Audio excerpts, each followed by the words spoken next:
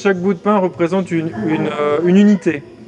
Donc le premier bout de pain à droite, c'est par exemple les centimes d'euros, le deuxième, les dizaines de centimes d'euros, après les euros, les dizaines d'euros, les centaines d'euros, les milliers d'euros, les dizaines de milliers d'euros, etc. etc. Et après, l'acheteur de l'œuvre devra positionner chez lui cette œuvre en fonction du prix auquel il l'aura acheté. Donc les bouts de pain seront avancés en fonction du prix de l'œuvre, voilà, qui sont en fait après transportés et qui peuvent être contenus dans ce cercueil. Et ainsi de suite, s'il leur vend un jour à quelqu'un, l'acheteur suivant devra aussi le redisposer en fonction du prix où il l'a acheté. Donc il y a un petit certificat là qui explique tout ça. La valeur que prend l'œuvre au fil du temps. On peut tracer la valeur successive d'achat de l'œuvre, mais aussi bon, on peut imaginer différentes configurations des petits bouts de pain. Et la personne qui achète l'ensemble devra le disposer chez lui en fonction du prix auquel il l'a acheté. Et les acheteurs suivants redisposeront l'œuvre en fonction du nouveau prix auquel eux-mêmes l'auront payé. Et ça, tout ça est expliqué dans un petit certificat qui est vendu avec cette œuvre. Pour l'instant, il n'y a pas de prix en fait, ça dépend, on va faire des propositions. En fait, je ne sais pas exactement quel prix il sera vendu, je ne sais pas la forme qu'aura l'œuvre. Puis quelqu'un t'achète ça à 600 €. Ouais, donc 600 € par exemple, après on peut discuter sur le prix, parce que c'est intéressant, mais ça ferait avancer la centaine d'euros de 6,60 cm et le reste resterait rapidement chez lui. Ouais, mais c'est généralement des prix à contrôle, donc il n'y a qu'un seul prix qui Non, va pas bouger. forcément, justement là je ne sais pas le prix, mais enfin, vaudrait mieux l'acheter 599. Des centimes d'euros. Ça représente les dizaines de centimes d'euros, après les euros, les dizaines d'euros, les centaines d'euros, les milliers d'euros, les dizaines de milliers d'euros, les centaines de milliers d'euros, les millions, les dizaines de millions, voilà. Donc il y a à peu près tous les prix possibles qui peuvent être représentés. Et puisqu'après, quand la personne qui l'aura acheté, par exemple s'il l'a pris avec un prix qui se finit par 1 centime d'euro, ça fait avancer de 10 cm le bout de pain. Il devrait avancer de 10 cm le bout de pain. Si c'est 20 centimes d'euros, il faudrait qu'il avance de 20 cm. Donc en fait, en fonction du prix, l'œuvre devra être disposée de façon différente. Donc par exemple, après, si c'est bon, personne ne l'a acheté, donc là c'est la position initiale, quoi, effectivement. Donc après, il faudra que ce soit un prix intéressant en fait.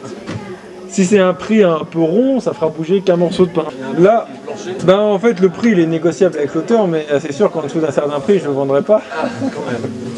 Mais après, effectivement, il faudra trouver un prix qui soit intéressant pour que je conseillerais d'avoir un prix intéressant pour avoir une composition variée, quoi, à minimum. Ça peut être proposé en enchère aussi, ou dans ce cas-là, si c'est vendu en enchère, les bouts de pain, je les anime en temps réel. Alors, bon, on va ranger l'œuvre What We Are Made Of dans sa boîte, dans son cercueil, spécialement fait pour. Coupé à la taille idéale. Voilà. Chaque bout de pain à sa place, bien calé, avec des petites rondelles de mousse pour les isoler les uns des autres, pour que les vibrations ne créent pas des chocs entre les bouts de pain et ne les explosent pas. Parce que bien sûr, c'est une œuvre d'une grande fragilité.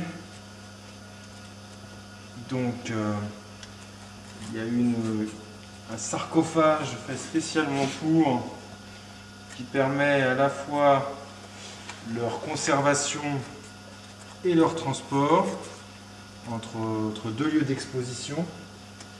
Donc tout ça c'est extrêmement bien fait. C'est très précis. La forme du pain a été découpée à chaud. Le polystyrène millimétré. Le tout pour assurer une excellente préservation de l'objet. Et le voici. Ça y est, dans sa position calée, rangée. Dans sa position calée, rangée. Donc il suffit ensuite de le refermer, hop.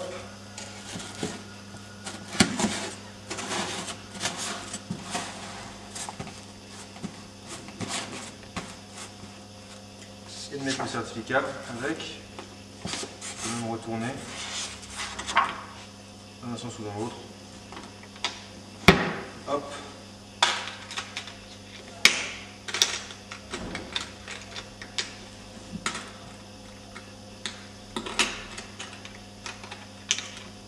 Et la voici prête au transport. Alors on peut la transporter après soit tout seul, soit à 4 personnes, soit à 2 personnes. Donc c'est très pratique. Tout seul, ça peut se transporter de la façon suivante. Et voilà.